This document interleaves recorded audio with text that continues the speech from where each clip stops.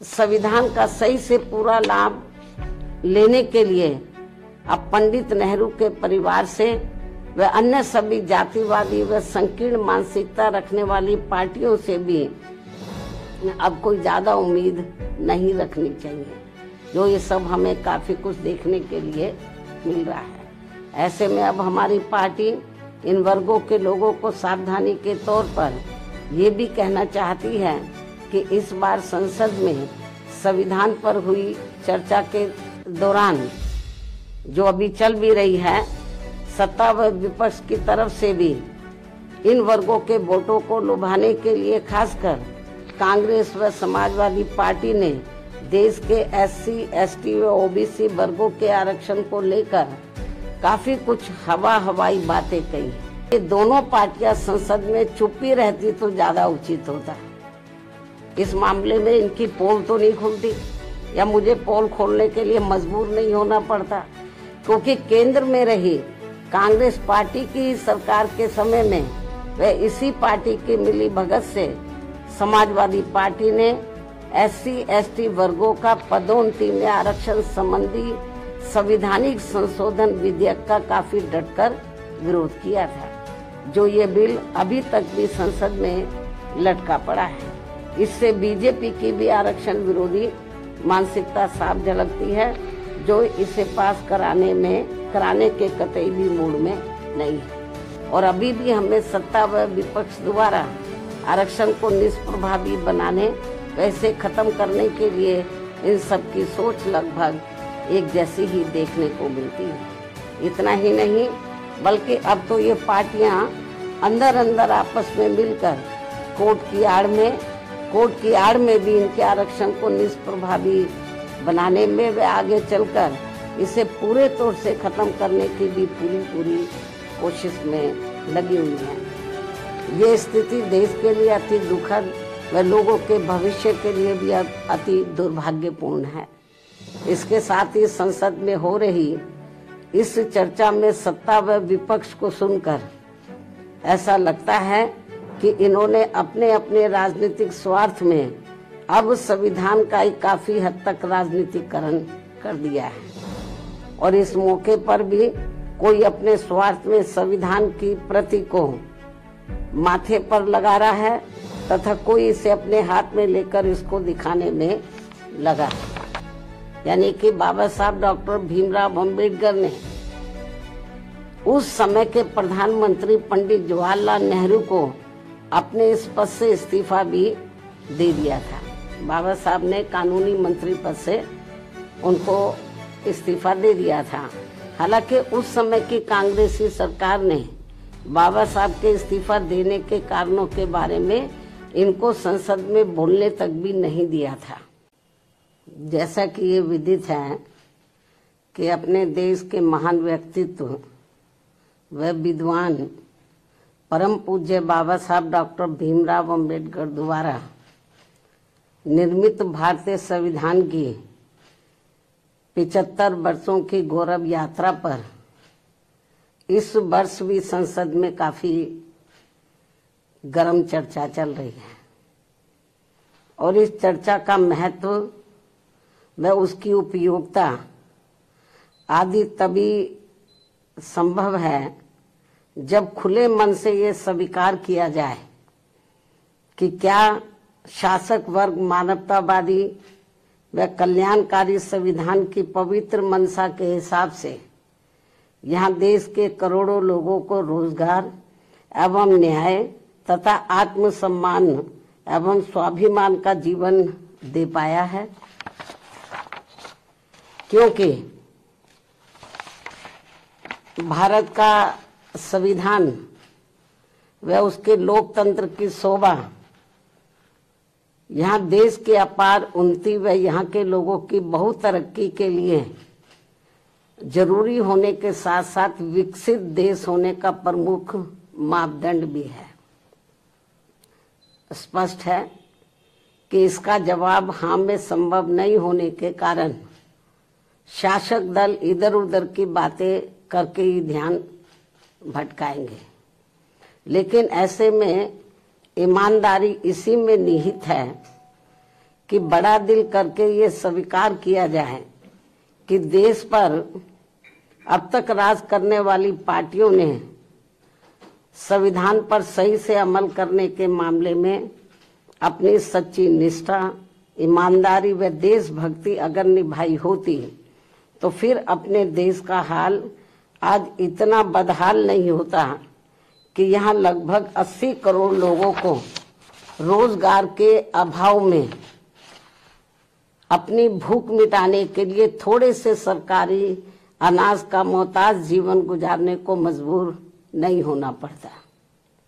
जबकि अभी भी यहाँ किसान, मजदूर, व्यापारी व अन्य मेहनतकश लोगों के साथ साथ छात्र व युवा वर्ग, महिलाएं एवं बुजुर्ग आदि ये सभी लोग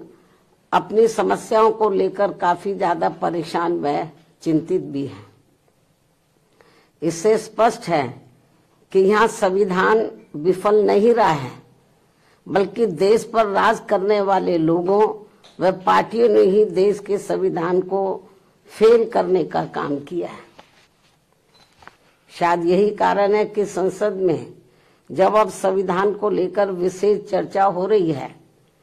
तो उसमें भी खासकर कांग्रेस और भाजपा के बीच वही दिन रात 24 घंटे के वही घिसे पिटे पुराने आलाप, आरोप प्रत्यारोप तथा हमसे ज्यादा तुम दोषी जैसी संकीर्ण राजनीति का स्वार्थ ज्यादा हावी नजर आता है, जिससे मामला फिर से कुल मिलाकर वही ढाक के 3 पात वाली कहावत बनकर रह जाएगा। ये स्थिति देश के लिए अति दुखद व लोगों के भविष्य के लिए भी अति दुर्भाग्यपूर्ण है। इसके साथ ही संसद में हो रही इस चर्चा में सत्ता व विपक्ष को सुनकर ऐसा लगता है कि इन्होंने अपने अपने राजनीतिक स्वार्थ में अब संविधान का ही काफी हद तक राजनीतिकरण कर दिया है और इस मौके पर भी कोई अपने स्वार्थ में संविधान की प्रति को माथे पर लगा रहा है तथा कोई इसे अपने हाथ में लेकर इसको दिखाने में लगा है। और अब तो इसकी आड़ में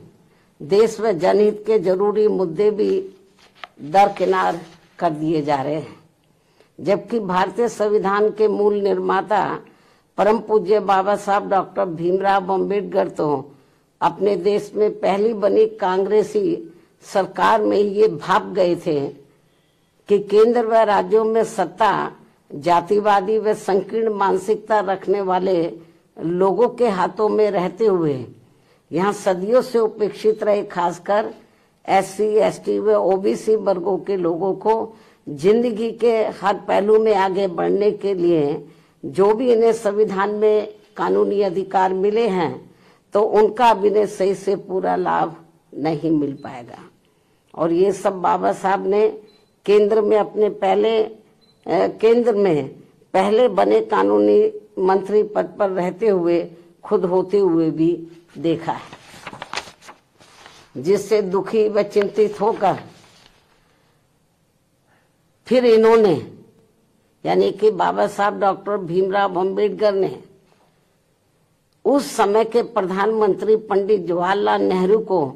अपने इस पद से इस्तीफा भी दे दिया था। बाबा साहब ने कानूनी मंत्री पद से उनको इस्तीफा दे दिया था। हालांकि उस समय की कांग्रेसी सरकार ने बाबा साहब के इस्तीफा देने के कारणों के बारे में इनको संसद में बोलने तक भी नहीं दिया था। तब फिर इनको मजबूरी में इस संदर्भ में अपनी बात मीडिया में ही रखनी पड़ी थी, जिससे उस समय संविधान व इन वर्गों के प्रति भी कांग्रेस का असली चेहरा खुलकर सामने आ गया था। लगभग यही स्थिति संसद में मेरे साथ भी गुजरी है, जब मुझे अपने लोगों के उत्पीड़न के विरुद्ध राज्यसभा में बोलने नहीं दिया था और तब फिर मजबूरी में मुझे उस समय राज्यसभा से इस्तीफा भी देना पड़ गया था। इसके साथ ही बाबा साहब के देहांत होने के बाद भी केंद्र में काफी वर्षों तक रही इसी कांग्रेस पार्टी की सरकार ने इनके आदर सम्मान में इनको हर मामले में पात्र रहे भारत रत्न की उपाधि से भी सम्मानित नहीं किया था, जिसे फिर इस पार्टी के सत्ता में हटने के बाद बीएसपी के अथक प्रयासों से ही श्री बीपी सिंह की सरकार में इनको ये सम्मान दिया गया था। उसी समय वर्षों से लटकी पड़ी ओबीसी वर्गों की मंडल कमीशन की रिपोर्ट को भी लागू कर दिया गया था, जिसे कांग्रेस पार्टी ने लागू नहीं किया था। इसको लटका के रखा था, जबरन लटका के रखा था, क्योंकि इनकी मानसिकता सही नहीं थी कांग्रेस की। ये लोग नहीं चाहते थे कि पिछड़े वर्ग के लोगों को भी आरक्षण का पूरा लाभ मिले। इतना ही नहीं बल्कि बाबा साहब की मूवमेंट को आगे बढ़ाने वाले बीएसपी के जन्मदाता एवं संस्थापक मान्यवर श्री कांशीराम जी के देहांत होने पर भी केंद्र में रही इसी कांग्रेस पार्टी की सरकार ने इनके सम्मान में एक दिन का भी राष्ट्रीय शोक घोषित नहीं किया था। ये है भारतीय संविधान के प्रति व इन वर्गों के प्रति भी कांग्रेस पार्टी का असली चाल चरित्र व चेहरा। जो अब ये पार्टी इन वर्गों के वोटों की खातिर इन्हें गुमराह करने में कोई कसर नहीं छोड़ रही है। और अब इस पार्टी के ही नक्शे कदम पर बीजेपी व अन्य विरोधी पार्टियां भी चल रही हैं, जो किसी से छिपा नहीं है। इतना ही नहीं बल्कि बाबा साहब ने अपने कानून मंत्री पद से इस्तीफा देने के बाद उस समय अपने इन वर्गों के लोगों को ये भी कहा था, यदि इन वर्गों के लोगों को वास्तव में संविधान का सही से पूरा लाभ लेना है तो फिर इन्हें केंद्र व राज्यों की भी राजनीतिक सत्ता की मास्टर चाबी खुद अपने हाथों में ही लेनी होगी, क्योंकि इनको संविधान का सही से पूरा लाभ लेने के लिए अब पंडित नेहरू के परिवार से व अन्य सभी जातिवादी व संकीर्ण मानसिकता रखने वाली पार्टियों से भी अब कोई ज्यादा उम्मीद नहीं रखनी चाहिए, जो ये सब हमें काफी कुछ देखने के लिए मिल रहा है। ऐसे में अब हमारी पार्टी इन वर्गों के लोगों को सावधानी के तौर पर ये भी कहना चाहती है कि इस बार संसद में संविधान पर हुई चर्चा के दौरान जो अभी चल भी रही है, सत्ता व विपक्ष की तरफ से भी इन वर्गों के वोटों को लुभाने के लिए खासकर कांग्रेस व समाजवादी पार्टी ने देश के एससी, एसटी व ओबीसी वर्गों के आरक्षण को लेकर काफी कुछ हवाई बातें कही हैं, जिसमें रत्ती भर भी सच्चाई नहीं है। और यदि इस मुद्दे पर ये दोनों पार्टियां अर्थात कांग्रेस व समाजवादी पार्टी यानी कि ये दोनों पार्टियां संसद में चुप्पी रहती तो ज्यादा उचित होता। इस मामले में इनकी पोल तो नहीं खुलती या मुझे पोल खोलने के लिए मजबूर नहीं होना पड़ता, क्योंकि केंद्र में रही कांग्रेस पार्टी की सरकार के समय में व इसी पार्टी की मिली भगत से समाजवादी पार्टी ने एससी, एसटी वर्गों का पदोन्नति में आरक्षण संबंधी संवैधानिक संशोधन विधेयक का काफी डटकर विरोध किया था तथा इस बिल को समाजवादी पार्टी ने संसद में ही फाड़कर इसको फेंक दिया था, जिस बिल को लाने के लिए हमारी पार्टी को काफी कड़ा संघर्ष भी करना पड़ा था, जो ये बिल अभी तक भी संसद में लटका पड़ा है। इससे बीजेपी की भी आरक्षण विरोधी मानसिकता साफ झलकती है, जो इसे पास कराने के कतई भी मूड में नहीं है। और अब तो कांग्रेस पार्टी के राहुल गांधी ने इन वर्गों के पूरे आरक्षण को ही सही वक्त आने पर खत्म करने का भी ऐलान कर दिया है, जबकि इस मामले में बीजेपी व अन्य विरोधी पार्टियां भी कोई कम नहीं है। और अभी भी हमें सत्ता व विपक्ष द्वारा आरक्षण को निष्प्रभावी बनाने व इसे खत्म करने के लिए इन सब की सोच लगभग एक जैसी ही देखने को मिलती है। इतना ही नहीं बल्कि अब तो ये पार्टियां अंदर अंदर आपस में मिलकर कोर्ट की आड़ में भी इनके आरक्षण को निष्प्रभावी बनाने में वे आगे चलकर इसे पूरे तौर से खत्म करने की भी पूरी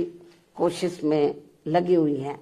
जिनसे इन वर्गों के लोगों को हमेशा सावधान रहना है, क्योंकि इसके अनेकों उदाहरण इन वर्गों के सामने हैं। इसके साथ साथ देश में सर्व समाज में से गरीब, असहाय व बेरोजगार लोगों को भी रोटी रोजी के साधन ना के बराबर ही मिल रहे हैं। आए दिन यहाँ गरीबी, बेरोजगारी व महंगाई आदि भी काफी ज्यादा बढ़ रही है। पिछले काफी वर्षों से देश की अर्थव्यवस्था भी कोई खास अच्छी नहीं चल रही है। ऐसे में अब वर्तमान भाजपा सरकार द्वारा भी जो किस्म किस्म के संकल्प लिए जा रहे हैं, कल भी उन्होंने अपने कुछ संकल्प दोहराए हैं, तो उनसे अब देश की जनता को कोई विशेष लाभ होने वाला नहीं है। इसके साथ ही अब मैं देश के संविधान में सत्ता व विपक्ष द्वारा अब तक किए गए असंख्य संशोधनों के संदर्भ में भी ये कहना चाहूंगी कि यदि सरकार द्वारा संविधान में संशोधन अपनी पार्टी, यानी कि जो उनकी पार्टी, जो भी सरकार संशोधन लाती है, यदि सरकार द्वारा संविधान में संशोधन वे अपनी पार्टी या किसी विशेष व्यक्ति या संस्था आदि को फायदा पहुंचाने के लिए किए जाते हैं, यदि सरकार द्वारा संविधान में संशोधन वे लोग अपनी पार्टी या किसी विशेष व्यक्ति या संस्था आदि को फायदा पहुंचाने के लिए किए जाते हैं, तो उसका फिर हमारी पार्टी कभी भी समर्थन नहीं करेगी, अर्थात उसका डटकर विरोध करेगी। और यदि इसके विपरीत संविधान में संशोधन देश में आम जनहित में किए जाते हैं, देश में आम जनहित में किए जाते हैं, तो तभी फिर हमारी पार्टी उनका पूरे तय दिल से समर्थन करेगी। हालांकि इस मामले में कांग्रेस व बीजेपी के नेतृत्व में अनेकों बार बनी केंद्र की सरकार में खासकर SC, ST व OBC वर्गों के हितों की जो इनकी उपेक्षा की गई है, जिसके अनेकों उदाहरण हमारे सामने हैं, ये अति दुख की बात है। इसमें इनकी इन वर्गों के प्रति हीन व जातिवादी मानसिकता भी साफ झलकती है, जो अब ये आगे नहीं होना चाहिए। और इनके ऐसे जो भी मामले अभी तक भी लटके पड़े हैं, उन्हें जल्दी संसद में लाकर पास भी कराना चाहिए। इसके साथ ही इन वर्गों के आरक्षण को निष्प्रभावी बनाने के लिए जो आए दिन आरक्षण के साथ छेड़छाड़ की जा रही है, तो उन पर भी रोक लगाने के लिए इसे संविधान की 9वीं अनुसूची में जरूर डालना चाहिए। संक्षेप में अब हमारी पार्टी का यही कहना है कि हर वर्ष संसद में संविधान पर चर्चा कराने के साथ साथ ये भी उचित होगा कि सत्ता व विपक्ष को देश व आम जनहित में तथा जाति व धर्म से भी ऊपर उठकर बाबा साहब द्वारा निर्मित किए गए अपने बेहतरीन संविधान पर, अपने देश के बेहतरीन संविधान पर अपनी पूरी ईमानदारी व निष्ठा से अमल करना चाहिए तथा इसकी आड़ में इन्हें अपनी राजनीतिक रोटी नहीं सेकनी चाहिए। इस खास सलाह के साथ ही अब मैं अपनी बात यहीं समाप्त करूं, लेकिन इससे पहले हमारी पार्टी एक देश एक चुनाव को लेकर वर्तमान भाजपा सरकार द्वारा 1-2 दिनों में लाए जाने वाले इस विधेयक का भी स्वागत करेगी। वैसे भी हमारी पार्टी गरीब व मजलूमों की ही पार्टी है और हमारी इस पार्टी के संगठन व चुनाव आदि भी इन्हीं के ही बलबूते पर चलाए जाते हैं व लड़े जाते हैं। जो गरीब मजलूम लोग हैं तो उन्हीं की आर्थिक मदद से, उनके तन मन धन से, उनकी मदद से ही पार्टी का संगठन चलाया जाता है, चुनाव आदि भी लड़ाए जाते हैं। क्योंकि हमारी पार्टी इसके लिए कांग्रेस, बीजेपी व अन्य दलों की तरह यहाँ बड़े बड़े पूंजीपतियों व धन्ना सेठों आदि से कोई भी आर्थिक मदद नहीं लेती है। ऐसे में एक साथ चुनाव होने से फिर हमारी पार्टी पर इन सब मामलों में बहुत कम खर्च का बोझ पड़ेगा। साथ ही इससे जल्दी जल्दी चुनाव आचार संहिता ना लगने की वजह से भी जनहित के कार्य ज्यादा नहीं रुकेंगे। इसलिए हमारी पार्टी का ये मानना है कि इस मुद्दे की आड़ में कोई भी राजनीति करना ठीक नहीं है। अर्थात इस मामले में सभी पार्टियों को दलगत राजनीति से ऊपर उठकर देश व आम जनहित में कार्य करना चाहिए, तो ये बेहतर होगा, उचित होगा। इस सलाह के साथ ही अब मैं अपनी बात यहीं समाप्त करती हूँ। धन्यवाद। जय भीम व जय भारत।